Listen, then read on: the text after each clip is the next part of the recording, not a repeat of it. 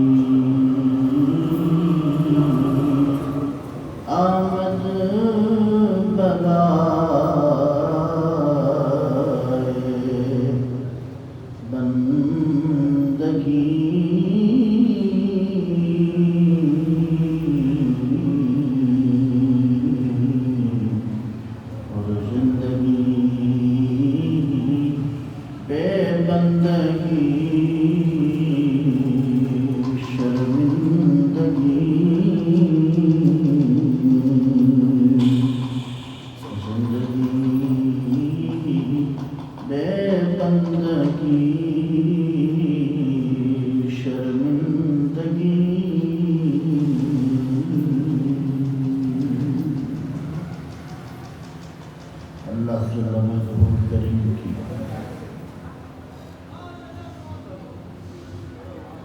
بارگاہ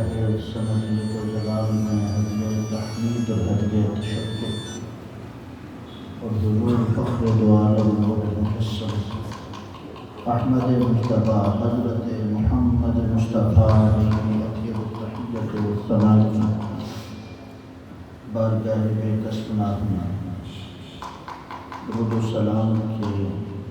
کلمات طیبات و نذرانہ عقیدت و محبت عرض کرنے کے بعد میرے نہایت ہی مکرم و محتشم ناظر الاسلام اللہ جل وعلا کریم کا فضل اور اس کا احسان کہ اس نے اپنے حبیب کریم سید الانبیاء صلی اللہ علیہ وسلم کی نسبت سے دین اسلام نصیب فرمایا ہے۔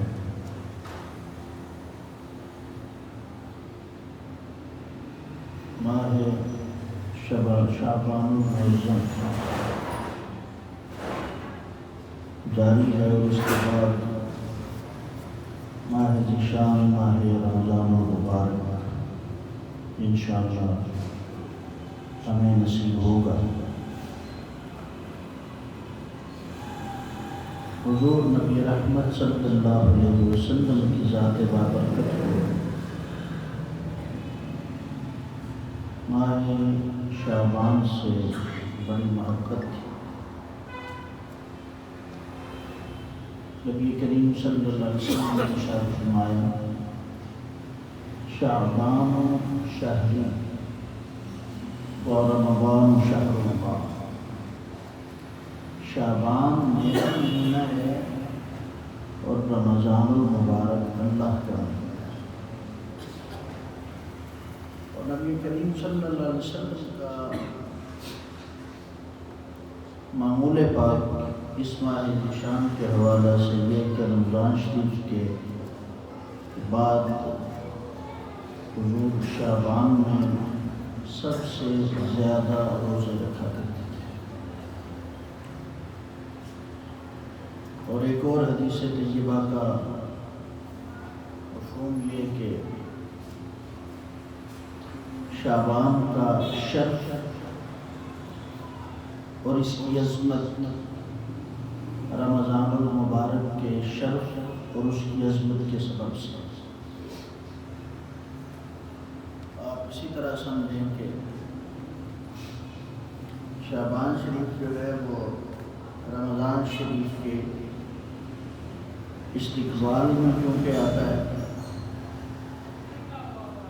تو جو اہل اللہ ہیں اور نبی پاک صلی اللہ علیہ وسلم کی سنت پر عمل کرنے والے لوگ ہیں، ان کا طریق یہی رہا ہے کہ اس ماہ کو وہ زیادہ سے زیادہ عبادت میں، ریاضت میں، اللہ کی بارگاہ میں حاضری میں گزارتے ہیں تاکہ جب رمضان المبارک کی ذیشان ساعتیں تشریف لے آئیں تو انسان ذہنی اور فکری طور پر اور قلبی اور روحانی طور پر عبادت اور ریاضت میں اور قلب و باطن کو پاکیزہ کرنے میں تیار بھی ہو اور دل اس خاص ماحول کی طرف ہمہ وقت متوجہ بھی رہے۔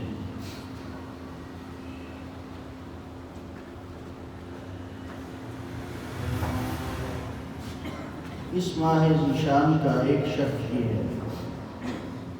کہ اس میں اللہ رب العزت نے ایک ایسی رات عطا فرمائی ہے جسے قرآن کریم نے لیلہ مبارکہ کہا ہے، برکت والی رات تھا۔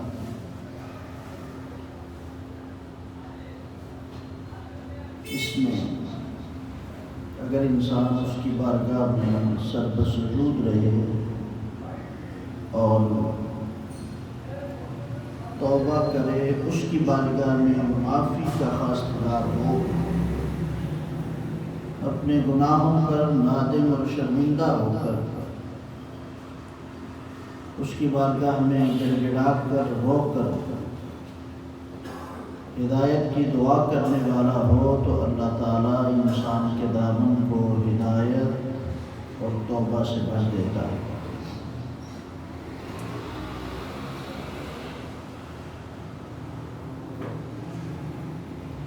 بلا شبہ نبی کریم صلی اللہ علیہ وسلم نے ارشاد فرمایا کہ شعبان یہ توبہ کا مہینہ ہے۔ شعبان ہوا شہر التوبہ، یہ توبہ کا مہینہ ہے۔ انسان ممکن ہے کہ بعض اوقات یہ خیال کرے اور اس کے فکر اور گمان میں یہ بات رہے کہ میرے گناہ زیادہ ہیں اور بار بار میں توبہ بھی کرتا ہوں اور پھر توبہ پر قائم نہیں رہ سکتا، گناہوں کی کثرت ہے اور بحیثیت انسان تواتر کے ساتھ نافرمانی کرتا ہوں، تو ممکن ہے کہ یہ خیال ذہن میں آئے کہ وہ رب قدیر جو جبار و قہار بھی ہے، اس بار بار نافرمانی اور بار بار توبہ کو توڑ دینے سے ناراض ہو اور پھر توبہ قبول نہ کرے۔ تو ایسا خیال اگر ذہن میں آئے تو اسے فوراً جھٹک دینا چاہیے۔ اس کا سبب یہ ہے کہ رب کائنات نے اپنے محبوب کریم صلی اللہ علیہ وسلم سے یہ وعدہ فرمایا ہے، محبوب اگر آپ کی امت کا کوئی فرد پہاڑوں کی طرح گناہ کرنے والا میری بارگاہ میں آئے اور اس کی آنکھوں میں آنسو آ جائے، تو چاہے گناہ پہاڑوں کے مانند ہوں، میں اس کی بخشش و مغفرت فرما دیتا ہوں۔ لہٰذا انسان کی طبیعت میں یہ بات نہیں ہونی چاہیے بحیثیت عبد کے، بحیثیت بندے کے، کہ میرے گناہ زیادہ ہیں، بلکہ ذہن میں یہ بات ہونی چاہیے میرے گناہ جتنے بھی ہوں اس کی رحمت سے زیادہ نہیں۔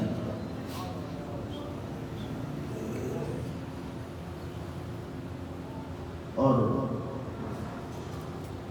انسان کا آنکھوں میں آنسو آنا اور رونا، ویسے تو رونے کی بہت سی قسمیں ہیں۔ ایک ہوتا ہے آنکھوں کا رونا، اور یہ وہ رونا کہ جو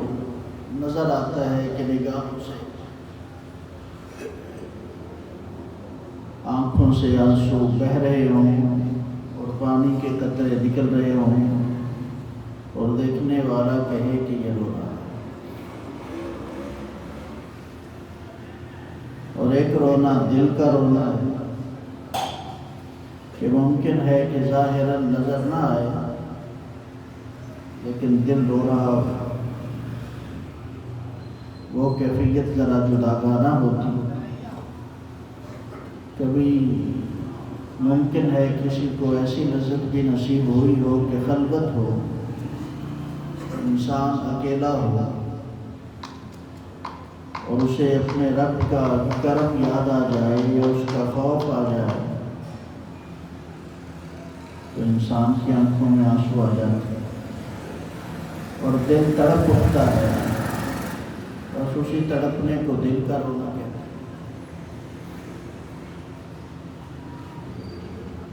اور کچھ ایسے ہوتے ہیں کہ جن کا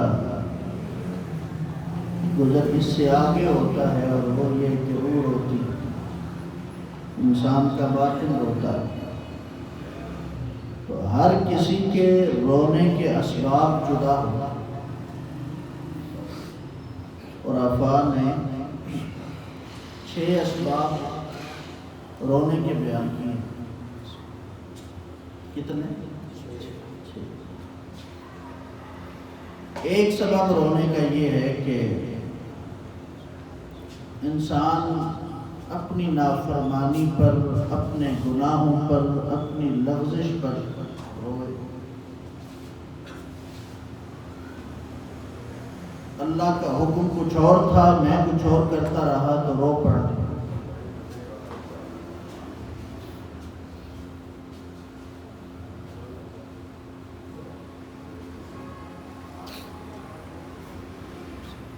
اور میں تو یہ سمجھتا ہوں کہ وہ شخص جو اس بات پر رویا کہ مجھ سے گناہ سرزد ہوا ہے، بلا شبہ بڑا خوش قسمت۔ اس سے پہلے کی کیفیت تو یہ ہے کہ گناہ بھی کر رہا ہے، نافرمانی بھی کر رہا ہے، اس کی بارگاہ میں حاضر بھی نہیں رہتا، جہاں اس نے نہ جانے کا حکم کیا ہے ہر اس مقام پر حاضر رہتا، اور اس کے باوجود اسے رونا نہیں آتا، احساس ہی نہیں پیدا ہوتا اندر، احساس ہی پیدا نہیں ہوتا کہ میں گناہ کر رہا ہوں، نافرمانی کر رہا ہوں، اس کی جو ہر وقت مجھے رزق عطا کر رہا ہے اور میری سانسوں کو رواں دواں رکھے ہوئے ہے، مجھے ہر لمحے راتوں رگوں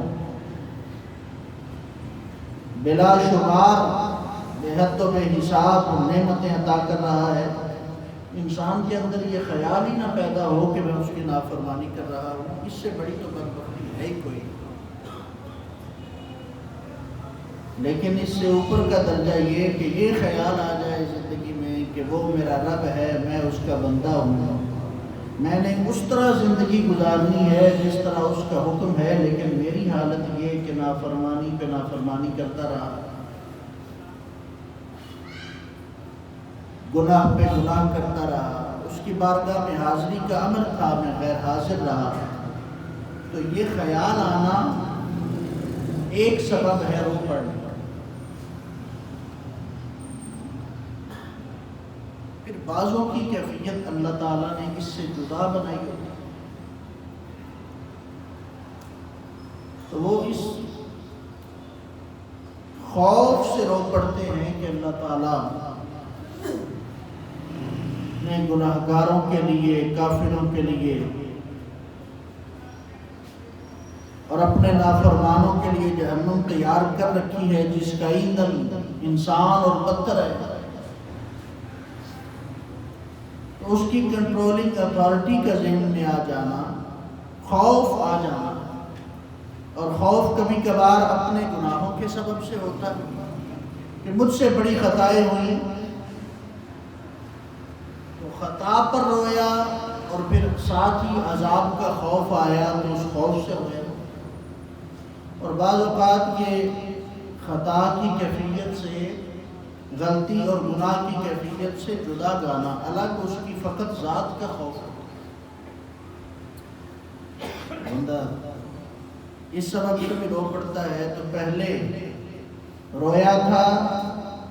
اپنی بدعمالی کے سبب سے، اب رویا اس کے خوف کے سبب سے۔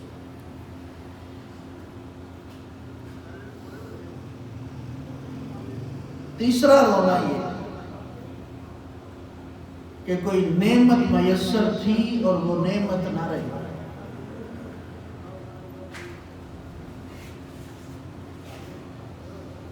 اس نے اپنے ذکر کی لذت عطا کر رکھی تھی، واپس لے لی، تو خوش نصیب ہے جسے یہ خیال آیا کہ اس نے مجھے توفیق دی تھی، یہ توفیق واپس لے لی۔ دنیا کی کوئی نعمت چھن جائے تو اس پہ پشیمان بھی ہوتے ہیں، اس کو دوبارہ حاصل کرنے کی کوشش بھی کرتے ہیں۔ پہلے ایک شخص کے پاس اچھی سواری تھی، وہ نہ رہی، تو اب دوبارہ کوشش کرتا ہے کسی نہ کسی طرح سواری کا وصول کیا جائے، سواری مل جائے، لیکن ہماری بدقسمتی یہ ہے کہ کوئی دین کی نعمت اور اس کی محبت کی طرف متوجہ رکھنے والی اگر کوئی نعمت چھن جائے تو اس کی طرف کوشش نہیں کرتے. تو بلا شبہ وہ شخص بڑا خوش نصیب ہے جسے ایسا رونا نصیب ہوا کہ جس کا سبب یہ تھا باری تعالیٰ تو نے مجھے اپنے ذکر کی نعمت عطا کی، اس سے کچھ سکون نصیب ہوتا تھا، اور اب مجھے وہ ذکر کی لذت اور نعمت حاصل نہیں ہے، تو یہ بھی ایک سبب ہے رو پڑنا. باری تعالیٰ تمہیں اپنی بارگاہ میں حاضری کا شرف اور نعمت عطا کر رکھی اور سکون نصیب ہوتا تھا. اب باری تعالیٰ دنیا میں ایسا مشغول ہوا کہ تیری بارگاہ میں حاضری کا شرف اور نعمت مجھ سے چھن گئی. تو دل میں خیال آیا کہ باری تعالیٰ کیا لذت تھی کہ تیری بارگاہ میں تھا، اس نعمت کو واپس عطا کر اس بات پہ رہنا.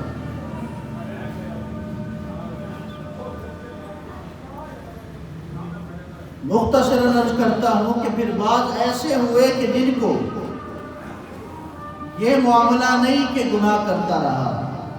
کیونکہ وہ گناہ سے بچنے والا تھا، اور یہ بھی نہیں کہ خوف ہے کسی عذاب کا، کیونکہ اس درجہ سے آگے گزرے، اور یہ بھی نہیں کہ اسے کسی نعمت سے جدا اور محروم کر دیا گیا، اسے ذکر کی نعمت بھی حاصل، اسے اپنے رب کی بارگاہ میں شرف حاضری کی نعمت بھی حاصل، اسے اعمال کی نعمت بھی حاصل، اسے اس کے شکر کی نعمت بھی حاصل، اور سکون قلب کی کیفیت بھی اسے حاصل ہے، یہ نعمت بھی نصیب ہے.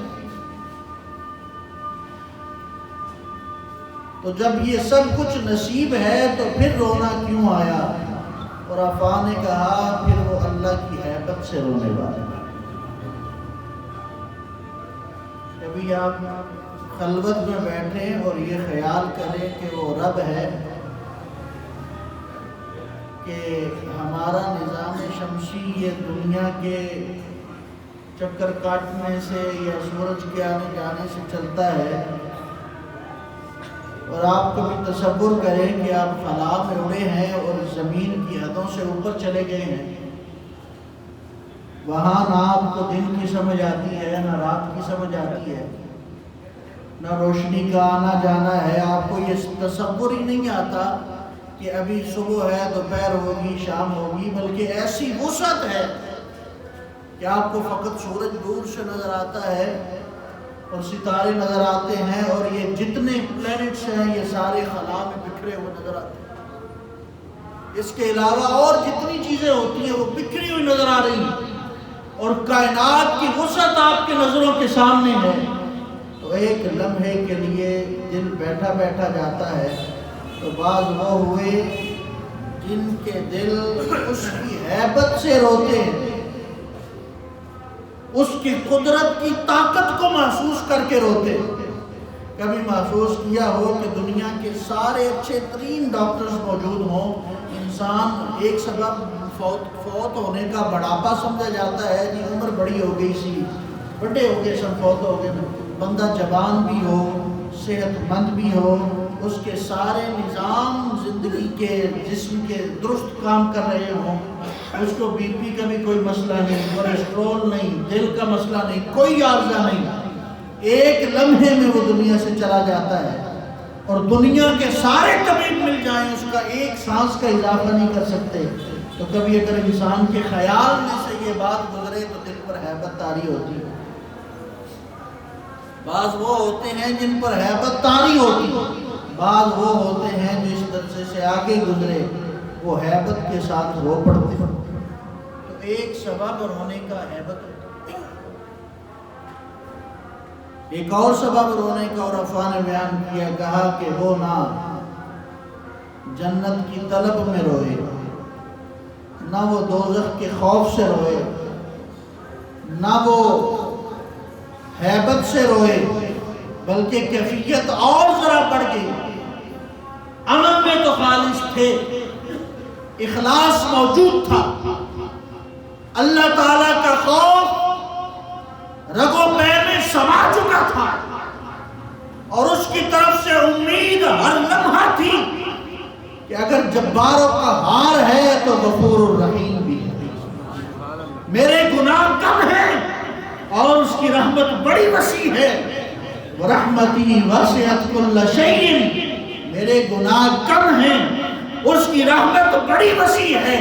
وہ مجھے معاف کرنے والا ہے۔ پھر ہیبت بھی دل پہ طاری رہی، درجہ اور بڑھا، اس کی عظمت بھی دل پہ نقش ہوئی، اب روتا ہے۔ پوچھا کیوں روتے ہو؟ کہا نہ اعمال کے سبب سے روتا ہوں، نہ خوف کے سبب سے روتا ہوں، نہ امید کے سبب سے روتا ہوں، نہ ہیبت کے سبب سے روتا ہوں، نہ نعمتوں کے چھن جانے کے سبب سے روتا ہوں، روتا فقط اس کے شوق اور اس کی محبت میں۔ وہ حضرت شعیب علیہ السلام اتنا روئے اپنے رب کی محبت میں کہ آنکھوں کی بینائی جاتی رہی، اللہ نے دوبارہ عطا فرما دی۔ پھر دوبارہ روئے، اتنا روئے کہ دوبارہ بینائی جاتی ہے، اللہ تعالیٰ نے پھر بینائی لوٹا، پھر سلسلہ یہی رہا، روتے اور زاروں قطار روتے اور آنسوؤں کی لڑیاں لگ جاتی، اللہ تعالیٰ نے بینائی لے لی، پھر عطا کر دی۔ اب ذات باری تعالیٰ نے کہا شعیب اگر عذاب کے خوف سے روتے ہو تو تمہیں نبی بنایا ہے، عذاب تو تمہاری طرف آنا نہیں، اور اگر جنت کی محبت میں روتے ہو تو تمہارے لیے جنت واجب کر دی گئی ہے، میرے قرب کی معیت کی سنگت کی وادیوں میں رہنے والے ہو۔ عرض کی باری تعالیٰ نہ خوف سے، عذاب کے خوف سے نہیں روتا، جنت کی طلب میں نہیں روتا، روتا اس لیے ہوں کہ مجھے تجھ سے محبت ہے۔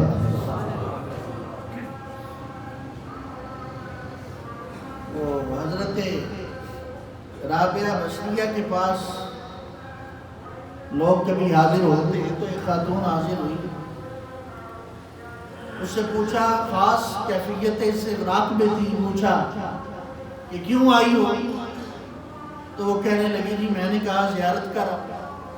آپ کی زیارت کر، تو آپ نے ایک ٹھنڈی آہ بھری اور آپ فرمانے لگی باری تعالیٰ یہ لوگوں کو کیا ہو گیا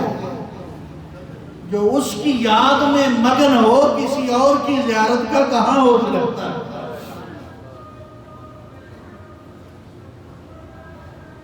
حضرت ذوالنون مصری فرماتے ہیں کہ میں کعبہ شریف کا طواف کر رہا تھا تو ایک جوان شخص کھڑا ہو کے رو رہا تھا، آپ فرماتے ہیں میں اس کے قریب ہوا اور قریب ہو کر میں نے کہا اے جوان کیا تیرا دوست کوئی نہیں ہے؟ اس نے کہا میرا دوست ہے۔ آپ فرماتے میں نے دوسرا سوال کیا کہ کیا تیرا دوست قریب ہے یا تیرا دوست بہت دور ہے، جدائی کی وجہ سے روتا؟ اس نے کہا دور نہیں ہے، میرا دوست بہت قریب ہے۔ آپ نے تیسرا سوال کیا، کہا کیا تیرا دوست تیرے موافق ہے یا مخالف ہے؟ کہتے ہیں اس جوان نے کہا میرا دوست میرا مخالف نہیں بلکہ موانست ہے، محبت ہے، موافقت ہے۔ آپ نے فرمایا پھر اگر موافقت ہے تو پھر بندے یہ بتا کہ پھر مشکل کیا ہے؟ تو اس نے رو کے کہا، اس نے کہا یہی تو مشکل ہے کہ موافقت بہت ہے، یہی تو مشکل ہے کہ دوست ہے اور قریب بہت ہے، یہی تو مشکل ہے کہ وہ دوست بھی ہے، وہ قریب بھی ہے، وہ موافق بھی ہے، اس کے ساتھ موانست بھی بڑی ہے، قرب بھی بڑا ہے، اور فکر یہ ہے کہ کوئی ایک لمحہ ایسا نہ آ جائے کہ کبھی اس کی موافقت ختم ہو جائے۔ میں کہا اگر جدائی ہو تو خیال وصل کا رہتا ہے، جدائی تو پہلے سے موجود ہے، وصل ہوگا تو قربت میں زیادتی ہوگی، لیکن جو مقام وصل میں ہے، جو مقام قربت میں ہے، اس کے لیے اس سے زیادہ مشکل کیا ہے کہ وصل کے بعد کہیں دوری نہ ہو جائے۔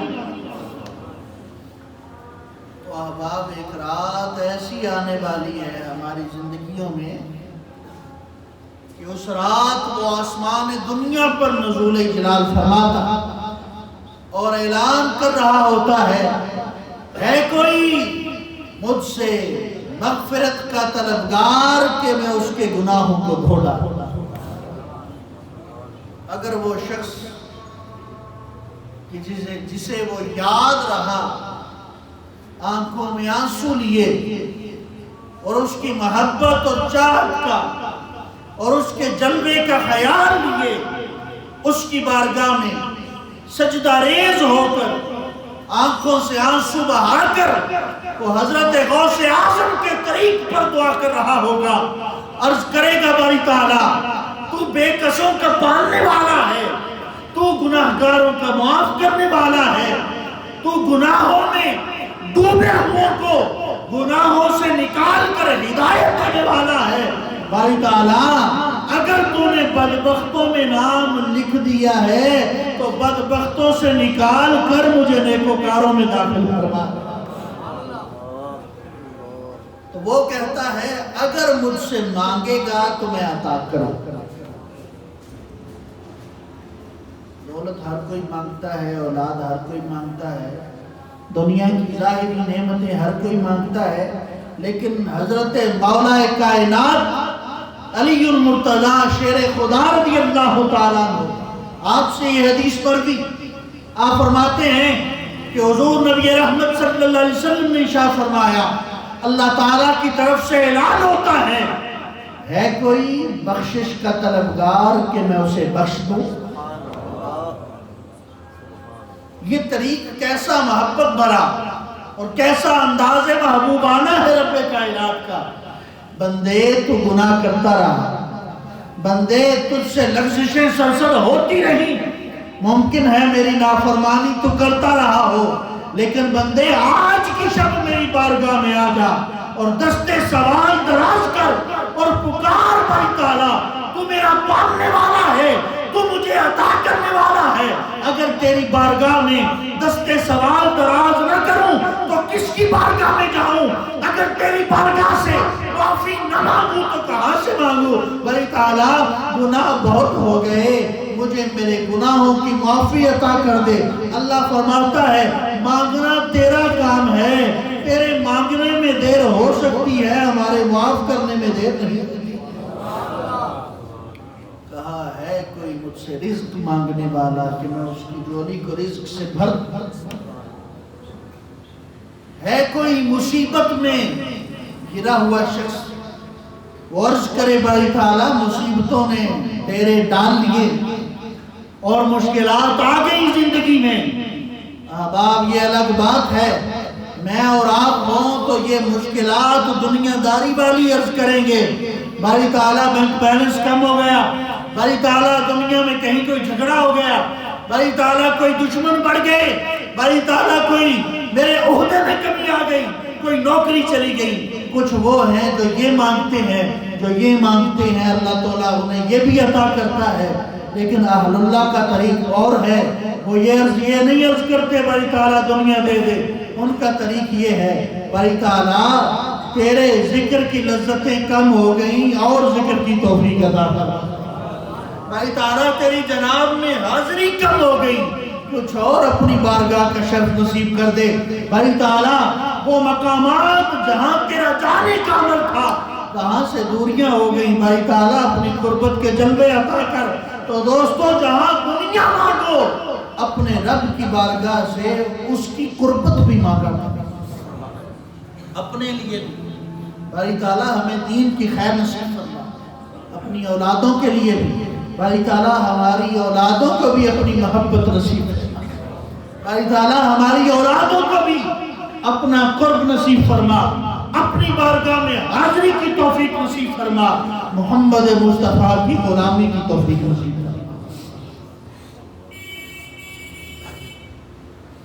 حضرت امام حسن مجتبی رضی اللہ تعالیٰ عنہ، آپ کا ایک معمول آپ احباب کے گوش گزار کرتا ہوں کہ جب رات 15 شعبان کی آئے اور حکمت والے امور اللہ تعالیٰ نفاذ کے لیے فرشتوں کے سپرد فرمائیں اور آپ کے آنے والے سال کے معاملات اللہ تعالیٰ نفاذ کے لیے فرشتوں کو حکم فرمائیں کہ انہیں نافذ کرو، تو احباب کوئی ایسا عمل تو انسان کر رہا ہو کہ اللہ تعالیٰ خوش ہو جائے اور اپنے کرم کے دروازوں کو کھول دے۔ حضرت امام حسن مجتبی رضی اللہ تعالیٰ عنہ آپ ارشاد فرماتے کہ میں 15 شعبان کی رات کو 3 حصوں میں تقسیم کرتا ہوں۔ کتنے حصوں میں؟ 3 حصوں میں۔ آپ کرتے کیا ہیں؟ کہا کہ ایک حصہ حضور نبی کائنات سید الانبیاء صلی اللہ علیہ وسلم کی ذات پاک پر درود پڑھتا ہوں۔ رات کے کر لیے 3 حصے، ایک حصہ حضور نبی رحمت صلی اللہ علیہ وسلم کی ذات پاک پر درود و سلام پڑھتا ہوں، دوسرا حصہ اللہ کی عبادت کرتا ہوں، اور کہا کہ تیسرا حصہ میں استغفار کرتا ہوں۔ ایک حصہ درود پاک پڑھتا ہوں، ایک حصہ اپنے رب کریم کی عبادت کرتا ہوں، اس کے سامنے سر بہ سجود رہتا ہوں، اور تیسرا حصہ میں استغفار کرتا ہوں۔ جو گناہ ہو چکے، جو لغزشیں ہو چکی،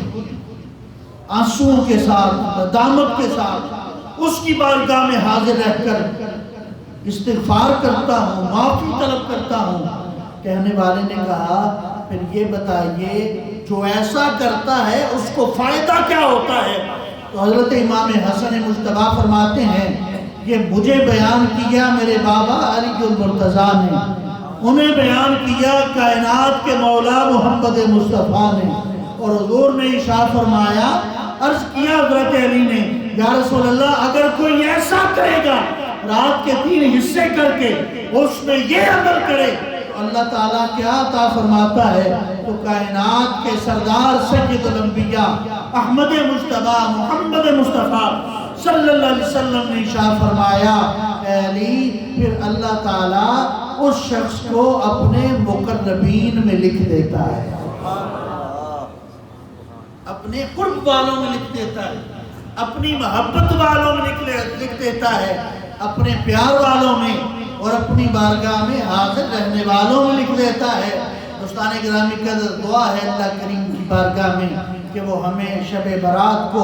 15 شعبان کی رات کو اس طرح گزارنے کی توفیق نصیب فرمائے جس طرح ذات باری تعالیٰ کی منشا ہے اور جس طرح اہل اللہ کا طریق ہے، اولیاء اللہ کا طریق ہے۔ دعا ہے اللہ کریم اپنے محبوب پاک صلی اللہ علیہ وسلم کے تصدق سے ہمارے گناہوں کو معاف فرمائے۔ وآخر دعوانا الحمدللہ رب العالمین۔